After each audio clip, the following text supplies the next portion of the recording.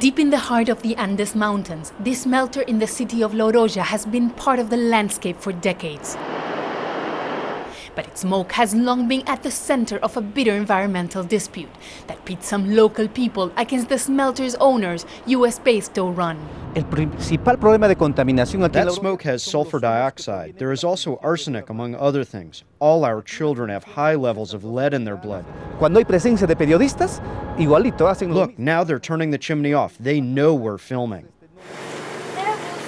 The smoke gets trapped by the high mountains, turning La Oroya, according to a US environmental think tank, into one of the most polluted places on the planet. Lucero is 2 years old and has 3 times more lead in her blood than any acceptable minimum standards. Her sister Angela is 4 and suffers the same problem. I am very worried. We still don't know the effects it has on them. I know they are both smaller than other children their age. Most kids here have the same problem. Look, they get rashes all the time. Around 90% of all children tested have a blood lead reading that is 4 times more than the levels accepted by the World Health Organization. And although the smelter has been functioning for more than 80 years, now, because there are medical results, people are becoming more worried than ever. Here in La Oroya, you can smell the smoke, and the contamination makes your eyes irritated. This contamination can also be seen in these huge mountains of black powder that are the leftovers of years of melting and refining minerals.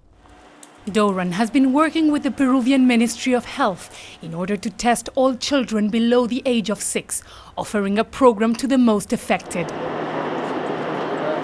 The company claims that since they took over the smelter in 1997, the contamination levels have dropped and that they have invested millions in cleaning up the smelter. The situation is of such complexity that we as a company cannot solve the legacy contamination issues at La Oroya alone. But for Teresa Garcia, the company is not doing enough. Her son Alberto was 5 years old when he died 6 months ago. Doctors told her his liver failed, but Teresa believed Alberto died from too much lead in his body. He was very small for his size, like all the other kids in La Oroya. They told me he had hepatitis, but then they said it was something else. Nobody knows what he died of. Miguel is trying to get the community tested by what he calls reliable independent sources, so they do not have to rely on the state or on the company for answers. But while the community awaits more studies, an entire generation appears destined to continue suffering from the smelter's legacy.